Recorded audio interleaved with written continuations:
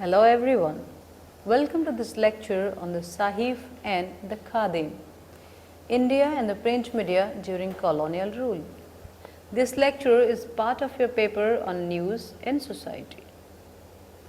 The role of the process of construction of social, political and economic reality, print media plus press holds a significant place in the history of sociology, history, political science, economics and communication.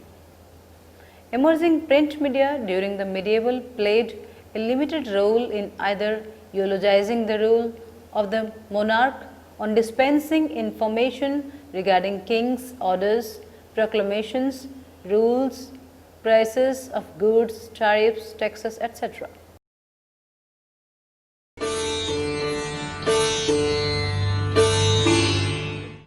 In the early modern times and subsequently, print media was consciously used as an ideological tool for the rearrangement of political reality, social hierarchy and economic viability.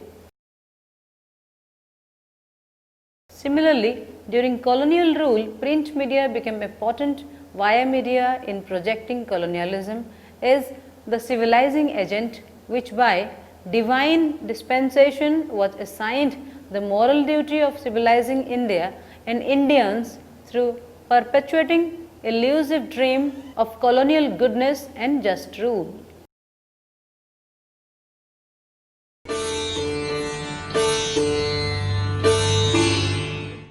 Throughout the latter half of 18th century and early 20th century, this policy was implanted with great zeal and determination, taking recourse to ideological defense for colonialism, be it conservatism, orientalism, liberal utilitarianism or evangelicalism. During the colonial rule, the focus of the colonial state was to project the fact that this delaying civilization would change and modernize only through British governance. This image of British rule bringing modern civilization to India was powerfully emphasized in the numerous English newspapers brought out by the colonial state agencies such as the Times of India, Bombay Gazette, Bombay Times, etc.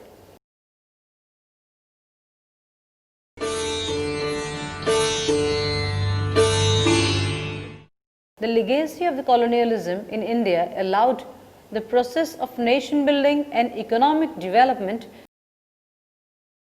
to take shape within the overreaching influence of the Western tradition of social, economic, cultural, legal and political and media institutions introduced by colonialism, which historically superimposed itself on the indigenous civilization. According to K.M. Panikkar, the inheritance that India has stepped into is only partly Hindu and Indian. The inheritance from the West is not less important in many fields.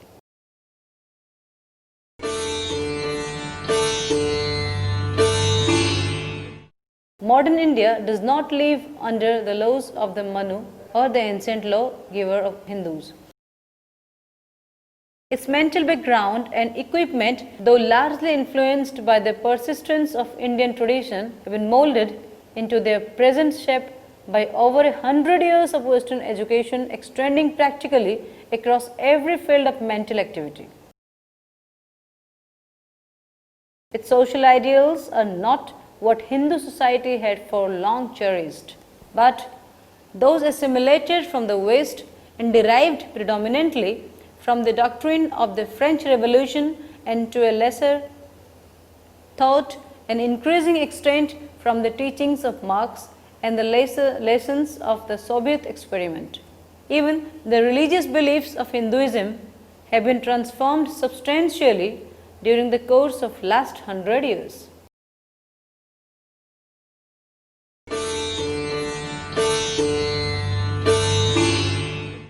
In fact, it will be no exaggeration to say that the new Indian state represents traditions, ideals and principles which are the result of an effective but imperfect synthesis between the East and the West. Change in India, Crisis and Resiliency, 1993.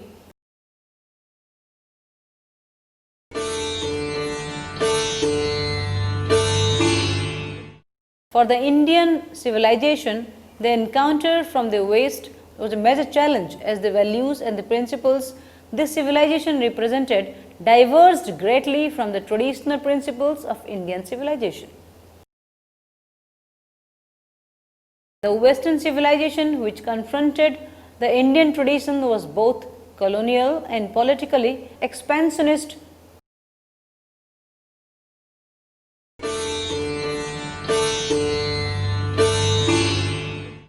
It culturally represented a very strong counterforce to India ethics and normative order.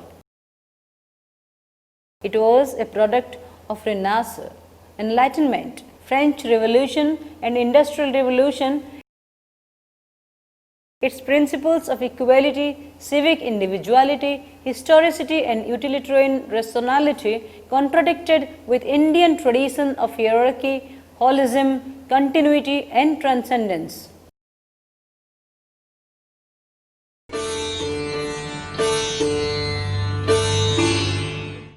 The colonialists claimed that there had not been any clash between the ancient culture of India and the alien culture imported from the West. There had not been any violent conflicts of ideas or methods, no forcible replacement of one social system by another. The more fitting metaphor would be that of a stream of a new thought and practice flowing into the sea of Indian traditions and life,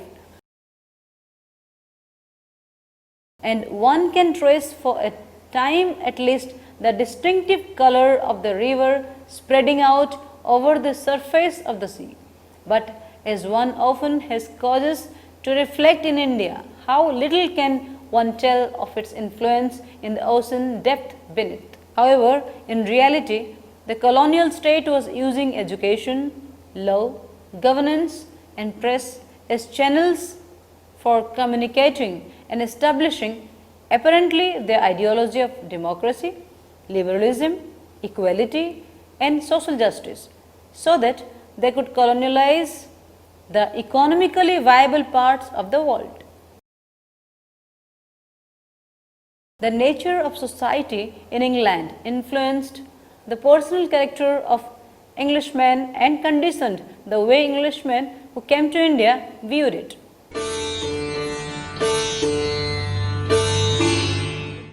The British officials never allowed them to forget that they were the master race who has come to India on a divine mission of civilizing them. Whether it was James Mill's History of British India 1920 or Narrative of Journey through the Upper Provinces of India by Hoover, published in 1829, or writings of R.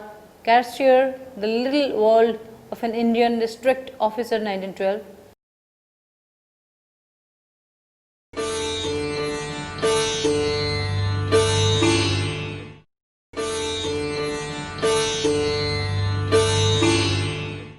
Valentine Carroll, Indian Unrest Carroll's grants observations on the state of society among the Asiatic subjects of Great Britain, particularly with respect to morals and on the means of improving it. Parliamentary Papers, High Court, 16th August 1832, H. Harvey. H. Harvey's The Europeans in India, W. W. Hunter's Indian Mussalman, Are They Bound in Conscience to Rebel Against the Queen? 1872, and Life of the Earl of Mayo, 2 volumes, 1876. The colonialists invented terms such as primitive tribes, beliefs and customs of beliefs and practices of the wild tribes and the low castes. Their attempt to construct the social reality of India was judgmental, value lauded and intended to project Indian society, polity and culture as primitive, barbaric, regressive and incommensurable with civilizational reforms and values of the West.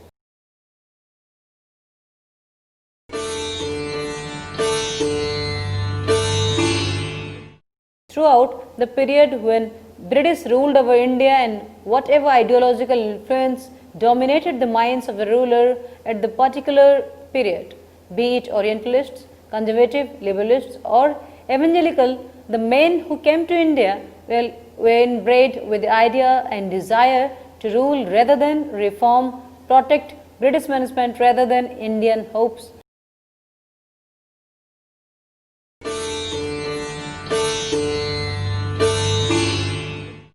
The men coming from liberal and ever-expanding democratic environment who claimed that they came to India a white man's burden to improve it. To them, the idea of permanent subjugation of India to the British yoke was not a repugnant thought.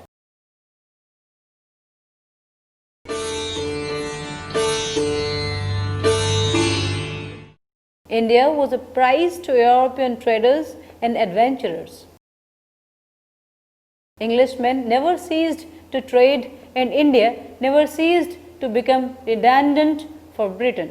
From Orientalist era of Warren Hastings to liberal, evangelical, conservative period of Lord Cornwallis, Lord Banchick, Lord Ripon, Lord Curzon to Lord Minto and Lord Linlithgow, the primary interest of British in India remained the same.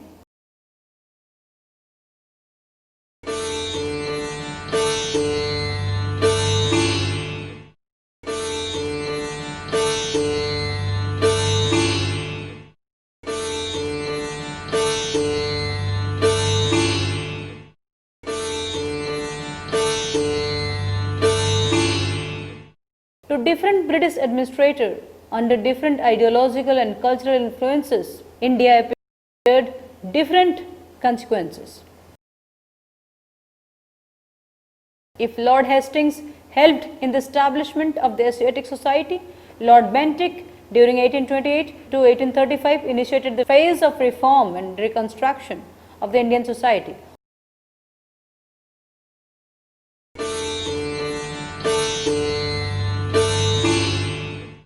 Officers and administrators such as Macaulay and C. Trevelyan, carrying the missionary impulse into every area of society, looked forward to a complete transformation of Indian life on an English model.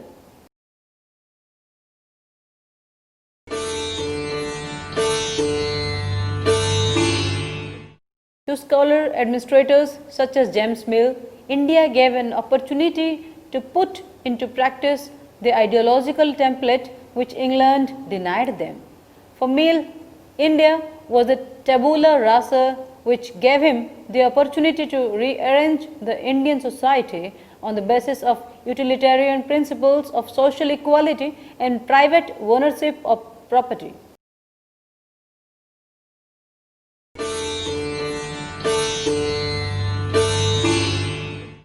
India excited James Mill, Bentham Bishop Huber and John Stuart Mill. In their eyes, India needed conversion and laws. But India was also hope to reactionaries who were reluctant to see themselves being replaced by Indians.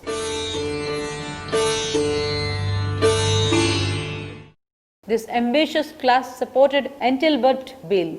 To them, India became synonym for fulfilling their personal ambition and enhancement of imperial grandeur. From the days of the company, Bahadur, there always existed an uneasy relationship between the company and London. This uneasiness emanated from the anxiety that the policy of the company may convert the reality of permanence in India into an illusion.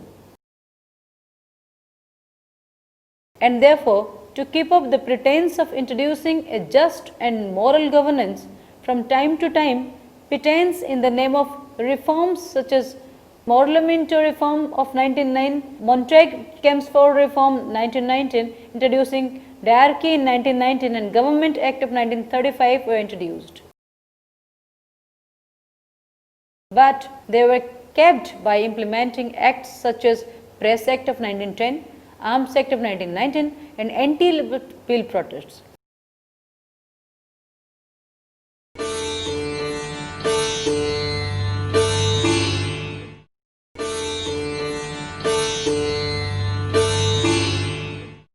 However, the officials were conscious and sensitive as to how their actions were being reported in British press in Britain and English press in India.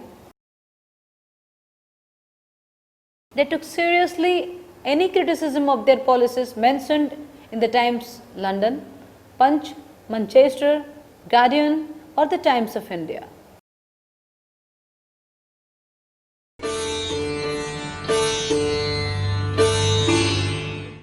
Take for example, in response to the Times criticism regarding the measures taken against the freedom of press, Morley's response was, if men write seditious articles, they will be punished. Be sure, why don't you look at the Indian problem as a whole? Here, I striving might and men to introduce reforms in the giant system of bureaucracies with immense force against us, and here I am quibbled at and quarrelled with because I punish wrongdoers. You people have never judged the magnitude of the case.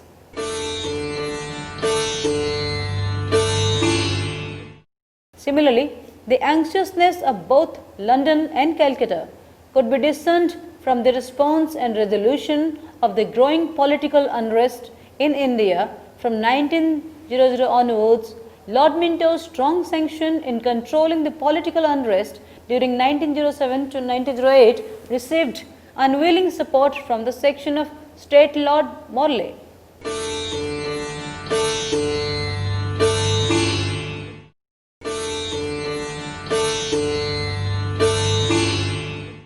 The Viceroy was scared by the section of state for not remembering the British public and embarrassing the government by forgetting the virtues of British freedom, power and unfettered press.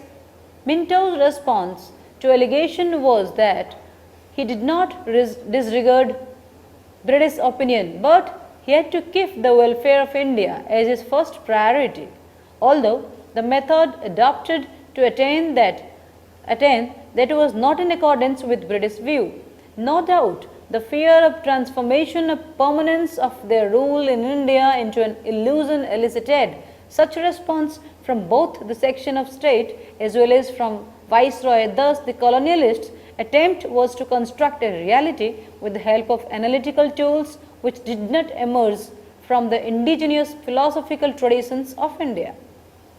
Since their analytical and historical categories were out of context, the reality they were attempting to construct was judgmental, value lauded and intended to project Indian society, polity and culture as primitive, barbaric, regressive and incommensurable with the civilized reforms and values of the West.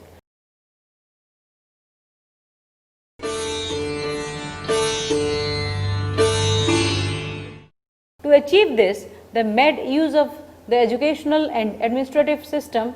They introduced missionary activities, press, journals, newspapers, tabloids, documentaries, reports of British ethnographers, anthropologists, sociologists, historians, literatures and various reports, diaries maintained by the government officials.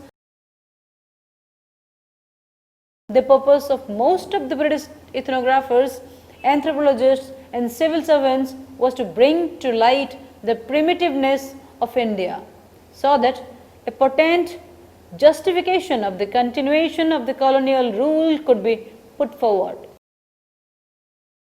expanded and conveyed to the liberals in Britain during 19th and early 20th centuries, when industrial revolution was pushing ahead with all its might and glory, and when ideologically mercantilists gave way to utilitarian liberals and evangelical conservatives who were finding it difficult to justify Britain's continued relationship with imperialism and colonialism under the new ideological shift in England.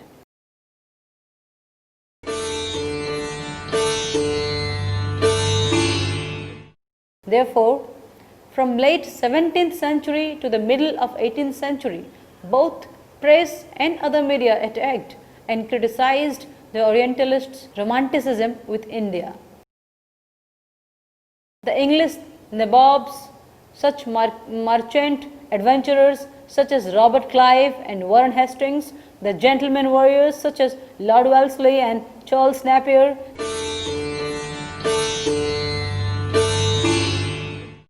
No doubt they conquered India for the profit and national advantages of Britain.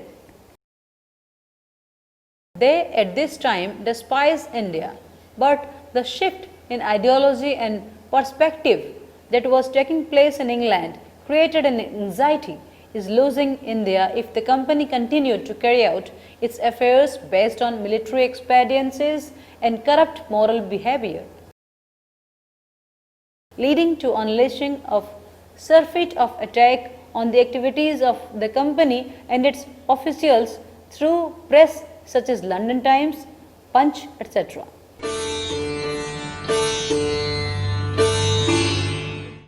James Mill, Charles Grant and Richard Cobden were attacking the Oriental ostentation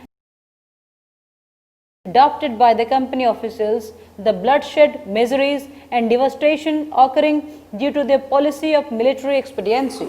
And ironically, it was from this tradition of condemnation as represented by evangelical and utilitarian rather than from the tradition of conquest that the conviction that England should remain in India permanently finally emerged.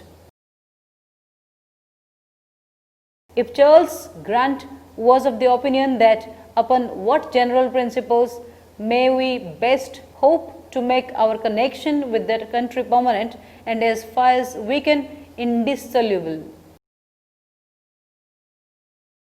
James Mills wrote of compensating the people of India for the miseries of that misgovernment which they had so long endured by giving to the government of India benefit of men capable of applying the best ideas of their age to the rearrangement of its important affairs.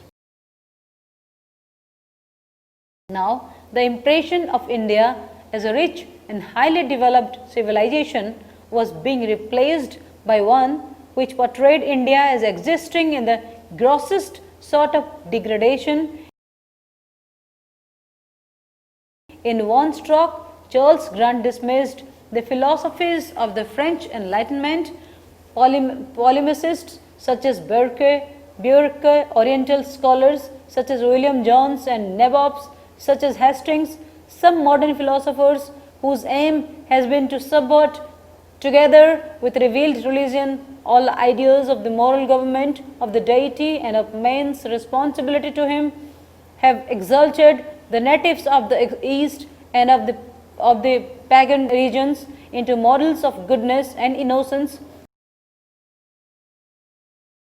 Other writers with far better views, indignant at the alleged delinquencies of European in Hindustan, have described the natives of the country as a harmless, kind, peaceable and suffering race. Others again speak rather from an administration inspired by the supposed past taste of the Hindus, mixed with pity for their present situation, than from experience of their actual qualities and dispositions.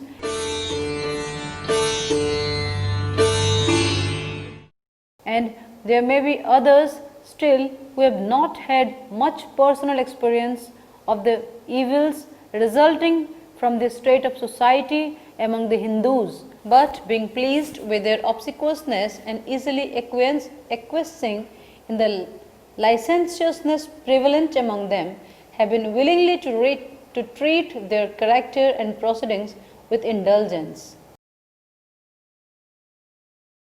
Ethnographers, administrators, historians and literators such as James Mill, Charles Grant, Charles Trevelyan, John Stuart Mill, Rudyard Kipling, Sir George Chafney, Valentine Carrot, Richard Cordon, George W. Forrest, Reginald Hoover, Hon. T.J. Howell, Slibman, Pandwell, Campbell and so on, their attempts were to collect those cultural and social digits through selective cognitive process which would highlight the primitive belief and customs distant and alien to the industrialized, rational, progressive culture of the colonialists.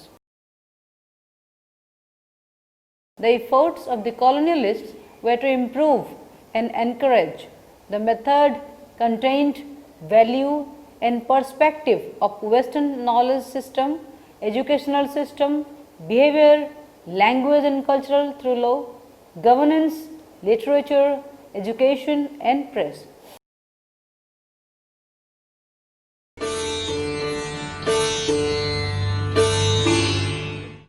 They wanted to perpetuate colonial political economy through hegemonic conquering of the subjects' minds. And if once achieved, it would bring about in superiors, it would be equity and moderation, courtesy and affability, benignity and condescension, in inferiors, sincerity and fidelity, respect and diligence,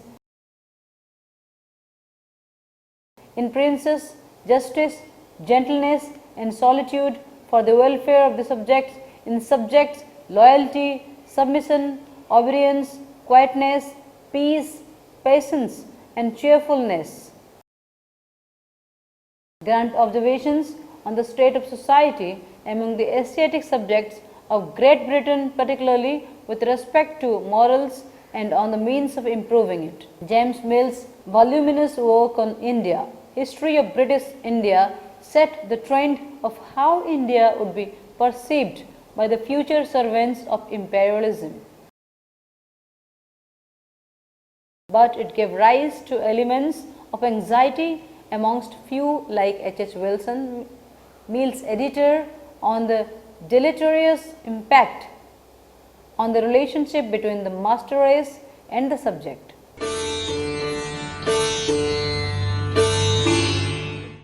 According to him, the work was calculated to destroy all sympathy between rulers and the ruled.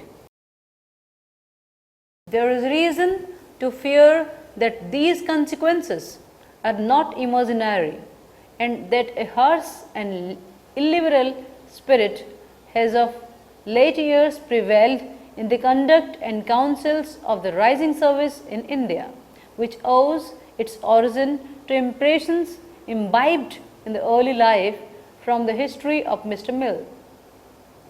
Mill, History of British India, 1840,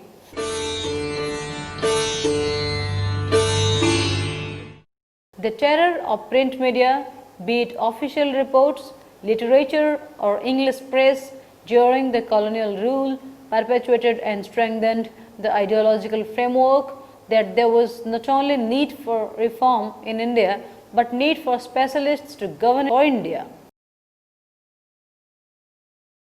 It also emphasized the fact that there was no incongruity in the fact that the government was not by Indians. It also supported the need for continuing presence in India of British administration specialists.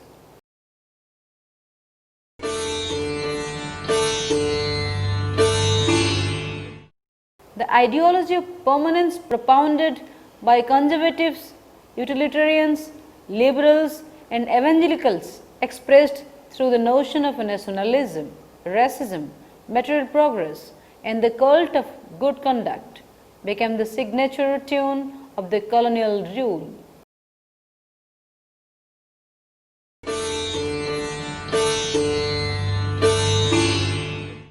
We hold India then by being in reality as in reputation a superior race to the Asiatic, and if this natural superiority did not exist, we should not and could not retain the country for 1 week. If then we really are a morally superior race, governed by higher motives and possessing higher attributes than the Asiatics, the more the natives of India are able to understand us, and the more we improve their capacity for so understanding the farmer will become our power. Away then with the assumption of equality, and let us accept our true position of a dominant race, so placed, let us establish our rule by setting them a high example, by making them feel the value of truth and honesty, and by raising their moral and intellectual powers. To the British audience or metropolis, the unprepared mind, whether Hindu or Muslim, developed under Asiatic conditions, cannot be in sympathy more or less, intellectually or morally, with the Christianized European mind. Rule in India, London 1857.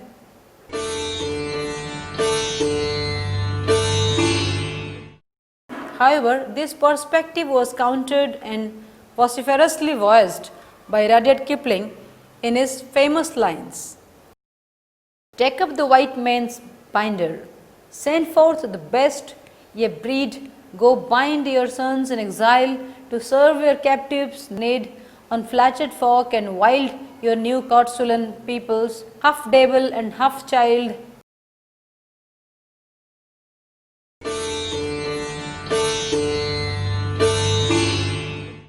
In the writings of Macaulay, Geo-Travelin Englishman was portrayed as the manifestation of dominant masculinity, physically strong, fond of vigorous sports, and capable of vast amounts of work. In contrast, Indian men were described as the physical organization of Bengali is feeble even to effeminacy.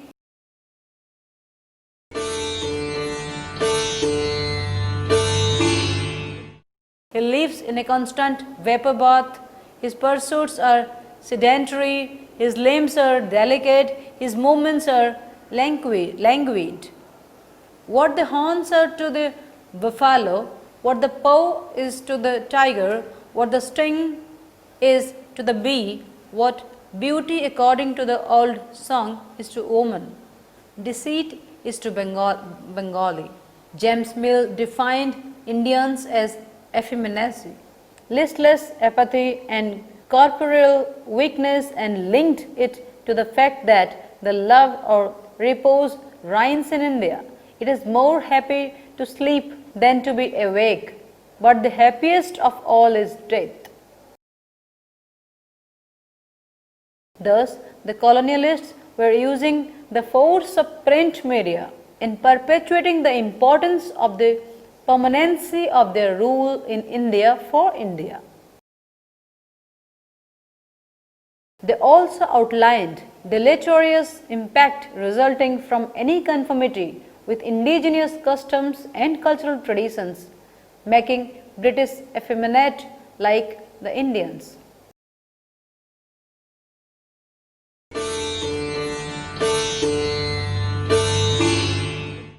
Everything India was thus deemed effeminate, ignoring the basic fact that the British Empire rose on the imperial horizon with the might of native soldiers and native revenue, which Company Bahadur had amassed mostly through deceit and cunningness. Keeping this in mind, how hollow are the words of Geo-Travelin appears in justifying British chivalry, manliness and cult of conduct. It has generally been found that a manly valiant race has imposed its yoke upon an effeminate and unwarlike people, in course of time degenerate and become slothful and luxurious. The earliest settlers were indolent, dissipated, grasping, almost Orientals in their way of life and almost heathens in the matter of religion. But each generation of their successors is more simple, more handy, more Christian than the last. Colonialism as a system thus intended to destroy the indigenous cultural values and norms.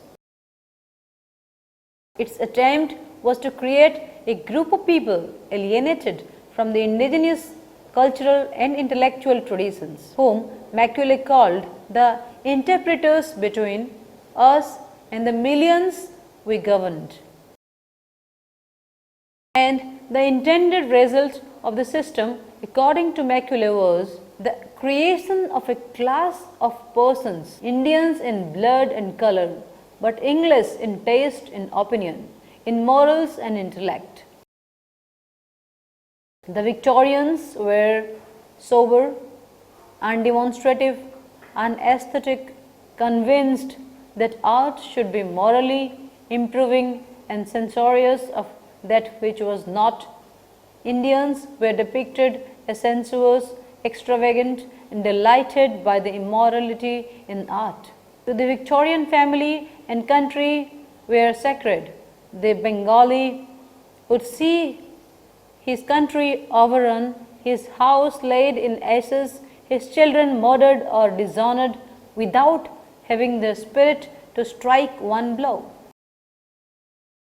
The Victorian was frugal and unostentatious in externals, and though in India he lived on a scale which was lavish by English standards, he was still usually intent on saving a large portion of his income for remittance home. Thank you.